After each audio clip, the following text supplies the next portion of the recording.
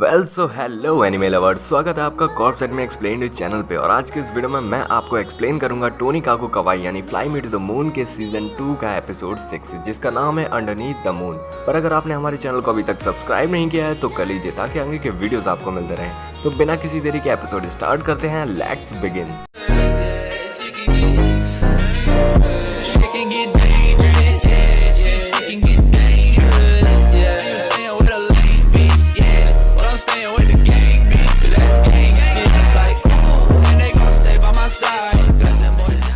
Episode के start में हम नासा को एक रोम कॉम महंगा पड़ते हुए देख रहे थे जिसमें एक लड़की हॉट स्प्रिंग बाथ ले रही थी और एक लड़का बोलता है कि ये लड़कों के बाथ में क्या कर रही है, ये तो गलत है ना, और अगर उसने मुझे पकड़ लिया तो दिक्कत हो जाएगी। और वो दोनों एक दूसरे को देख लेते हैं और शॉक होते हैं। और ये सब नासा पढ़ के सोचता है कि ये बस एक महंगा है, पर वैसे भी एक साथ हॉट स्प्रिंग में जाना इलीगल है और हमारे लिए तो एक्सेप्टेबल है क्योंकि हम शादीशुदा हैं। और तभी वहाँ सुकासा आती है जिसने एक किमोनो पहन रखा था और वो उसमें बहुत क्यूट लग रही थी, जिसे देख के नासा के तो होश उड़ चुके थे। फिर नासा उसे कहता है कि चलो हम इस जगह को घूमने चलते हैं और वो दोनों वहां से जाते हैं। वो सबसे पहले युवाताके नाम की जगह पर जाते हैं जो कि हॉट स्प्रिंग के लिए काफी फेमस थी, जो कि कोसात्सु की सबसे फेमस जगह थी और जो जगह 300 साल से भी ज्यादा पुरानी थी, जिसे देख के नासा काफी इंप्रेस होता है। फिर वो चलते चलते सुकासा से पूछता है कि वो लकड़ी के चैनल्स किस काम आते हैं और वो बताती है कि वो हॉट स्प्रिंग का पानी जो कि जमीन से निकलता है उसे ठंडा करने के लिए यूज होते हैं और हॉट स्प्रिंग पाउडर बनाने के लिए भी। पर नासा को हॉट स्प्रिंग पाउडर के बारे में पहली बार सुन रहा था क्योंकि उसे जिन चीजों के बारे में इंटरेस्ट नहीं था उसे वो जानता नहीं था। और सुकासा उसे दिखाती है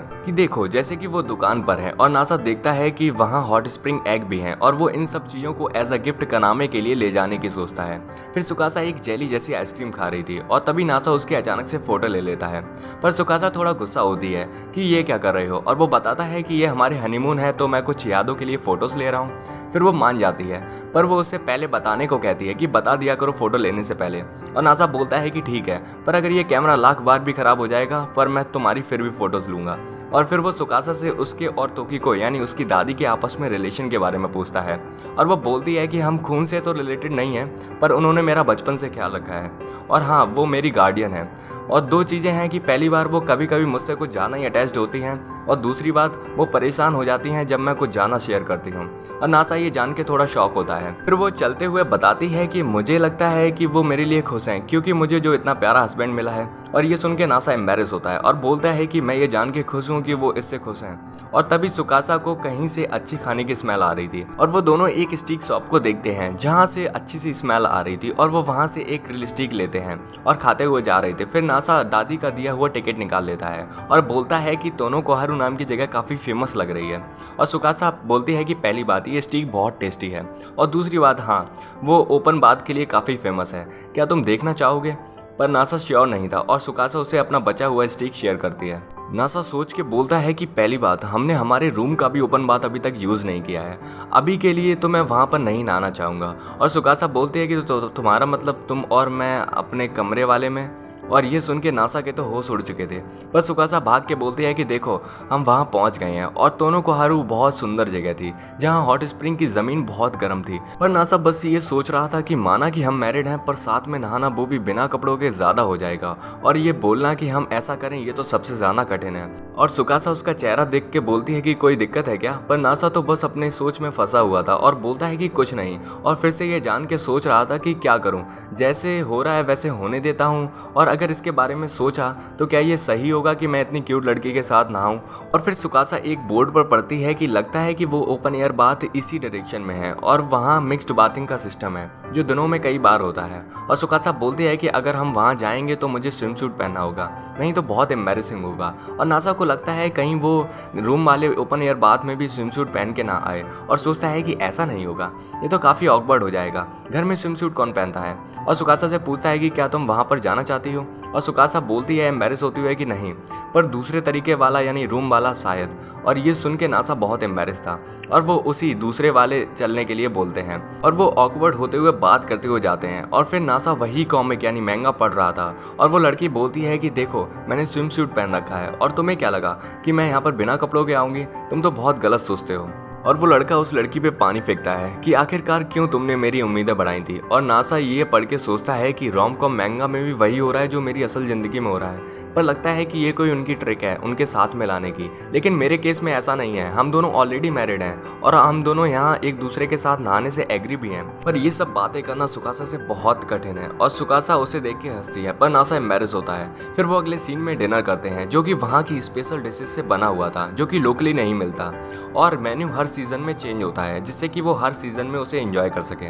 और ये सुन के नासा बोलता है कि फिर तो मैं यहाँ डिफरेंट सीजन में आना चाहूँगा, और सुकासा भी यहाँ बोलती है। फिर वो खाना बहुत क्यूट तरीके से खा रही थी जिसे देख के नासा बहुत खुश था और सोचता है कि वो यहाँ कुछ ऐसी चीज़ें कर रही है जो अक्सर घर पे नहीं करती, और उसकी ये साइड देख के बहुत मज़ा आ रहा है। और सुकासा उससे पूछती कि क्या हुआ, कोई प्रॉब्लम है, और वो बोलता है कि कुछ नहीं, बस ये कहना था कि तुम बहुत क्यूट लग रही हो और तुम्हारी वो साइड देखने जो अक्सर मैं नहीं देख पाता उसमें मज़ा आ रहा है। और फिर वो डिनर करके ऑकवर्डली बात करते हैं कि खाना तो काफ़ी अच्छा था और ट्रिप भी अच्छी है, पर नासा सोचता है कि क्या यही टाइम है उससे ये बात करने का, क्योंकि अब हमने डिनर भी कर लिया है। और सुकासा भी सोच रही थी कि अब क्या करें, अब डिनर भी हो गया है तो क्या करें, मतलब यूजुअली डिनर हो जाता है तो हम बात का टाइम होता है। पर नासा सोचता है कि ऐसी सिचुएशन में एक मैन को चार्ज लेना चाहिए, यानी स्टैंड लेना चाहिए और ये पूछना चाहिए कि हम साथ में नहा सकते हैं, ये मेरी रिस्पॉन्सिबिलिटी है। हो सकता है कि वो मुझे मना कर दे, पर एक असली आदमी लड़के मरने के लिए तैयार है, पर वो हार नहीं मानेगा। और वो सुकासा से बोलता है कि क्या हम साथ में नहाएं, और सुकासा बोलती है कि मैं ये सुन के इम्प्रेस हूँ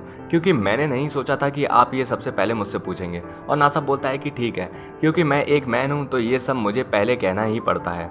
पर सुकासा बोलती है कि ये काफ़ी बोल्ड मूव था, और नासा बोलता है कि तो फिर क्या सोचा है। और सुकासा एम्बैरेस होते हुए बोलती है कि हाँ, पर उसे पहले जाने के लिए बोलती है। और वो शांति से खड़ा होता है और धीरे धीरे जा रहा था और सोच रहा था कि क्या ये सच में हो रहा है। फिर अगली सीन में नासा बाथ टब में बैठा हुआ था और सोचता है कि ये सब सोच के तो मेरा दिमाग घूम रहा है। और तभी वहाँ सुकासा लाइट्स ऑफ करके अंदर आती है और बोलती है कि क्या इससे कोई प्रॉब्लम है अगर मैं लाइट बंद कर दूँ। और नासा बोलता है कि कोई नहीं, और सुकासा अंदर आती है। तभी नासा पीछे मुड़ने की कोशिश करता है, पर सुकासा बोलती है कि अभी नहीं, और नासा सॉरी बोलता है। फिर वो अंदर आ रही थी और नासा सोच रहा था कि उसकी बॉडी इस चमकने वाले तारों की तरह है, और वो टॉवल हटा के अंदर आती है और वो दोनों ही काफ़ी एम्बैरेस लग रहे थे। और नासा सोचता है कि मैं क्या बोलूँ, समझ नहीं आ रहा है, और बस दो ही थॉट्स मेरे दिमाग में चल रहे हैं कि मेरी वाइफ इस दुनिया की सबसे क्यूटेस्ट लड़की है। और तभी वो दोनों शांत थे, पर नासा बोलना स्टार्ट करता है और बोलता है कि देखो वो मून बहुत सुंदर लग रहा है। और सुकासा बोलता है कि जैसे नात्सुमी सात्सुकी ने जो कहा था उसी तरीके से। और नासा बोलता है कि अच्छा, तुम्हारा मतलब उससे है कि जब कोई बोलता है कि मून बहुत सुंदर लग रहा है उसका मतलब आई लव यू होता है। पर सुकासा बोलती है कि तुम मुझे ये बात डायरेक्ट भी बोल सकते हो क्योंकि तुम ही वो अकेले सबसे क्लोजेस्ट हो जो ये बोल सकते हो, और ये वर्ड सिर्फ तुम्हारे लिप्स के लिए हैं बस। और नासा फिर डायरेक्टली बोलता है कि आई लव यू सुकासा, और सुकासा खुश होती है। पर तभी नासा बोलता है कि तोकिको यानी उसकी दादी ने बोला था कि तुम्हें प्रॉब्लम आती है अपनी फीलिंग एक्सप्रेस करने में। और सुकासा चिल्लाते हुए बोलती है कि ये बात यहाँ करने की क्या ज़रूरत थी।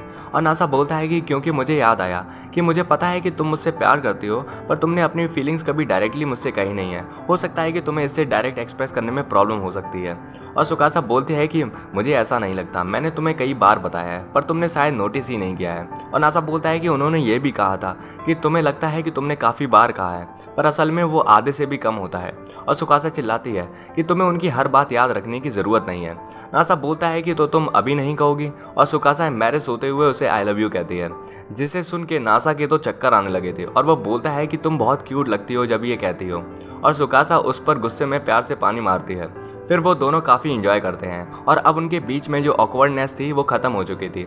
पर फिर थोड़ी देर बाद नासा और सुकासा सोचते हैं कि अब नहा तो लिया, पर पहले कौन निकलेगा, क्योंकि वो दोनों ही बिना कपड़े के थे और वो दोनों ही काफ़ी एम्बैरेस हो रहे थे और कोई भी निकलने को पहले तैयार ही नहीं था। और नासा सोचता है कि अगर ऐसे ही हम लोग रहे तो हम लोग बेहोश हो जाएंगे, तो इसमें कोई दिक्कत नहीं है।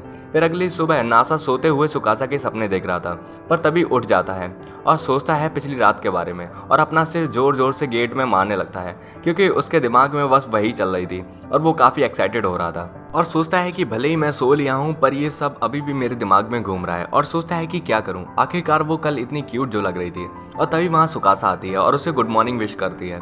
और नासा उससे पूछता है कि सुबह सुबह तुम कहाँ चली गई थी, और वो बताती है कि मैं जल्दी उठ गई थी तो मैंने बड़ी वाली बात में नहा लिया, और तुम भी नहा लो, फिर हम साथ में ब्रेकफास्ट करेंगे। और वो भाग के नहाता है। फिर वो साथ में ब्रेकफास्ट कर रहे थे, जहाँ नासा खाने खाते हुए सोच रहा था कि भले ही कल के लिए वो कितनी ही एम्बैरेस क्यों ना हो पर वो दिखाएगी नहीं।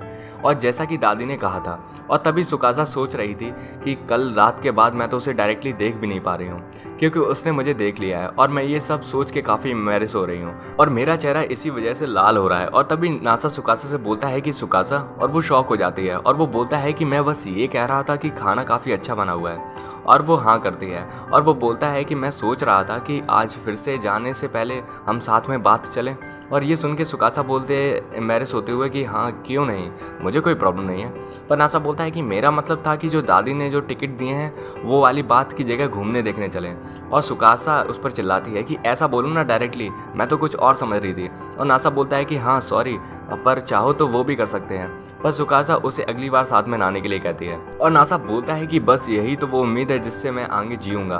फिर वो अगले सीन में वहां से जाने वाले थे और नासा बोलता है कि ये जगह काफ़ी अच्छी थी, हम इसे मिस करेंगे, पर तुम्हें पक्का यकीन है कि हम दादी को जाते हुए गुड बाय नहीं कहेंगे? पर वो मना करती है कि कोई नहीं, हम उनसे टोक्यो में कभी भी मिल लेंगे। पर तभी वहाँ दादी आती हैं और बोलती हैं कि क्या सच में तुम्हें लगा कि मैं टोक्यो में तुम्हारे मूड होगा तब मैं तुमसे मिल लूँगी? क्योंकि मैं एक बिजी वूमन हूँ तो मैं तुमसे नहीं मिल पाऊंगी। और सुकासा चिल्लाती है कि बिजी वूमन इस जगह पर नहीं आते। और दादी बोलती हैं कि ये सेल्फ केयर है, शायद तुमने इसके बारे में सुना होगा।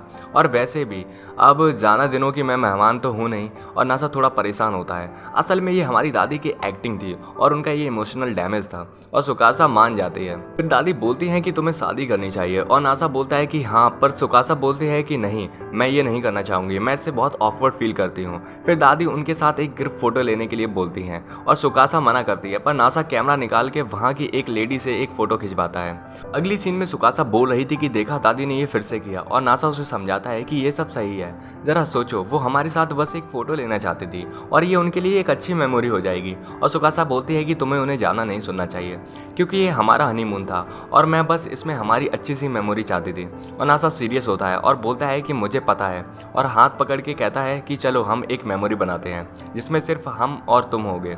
और सुकासा ये सुन के काफ़ी एम्बैरेस हो रही थी और नासा बोलता है कि मुझे नहीं पता, ये शायद हॉट स्प्रिंग की वजह से या कुछ और, पर तुम्हारा हाथ बहुत गर्म है।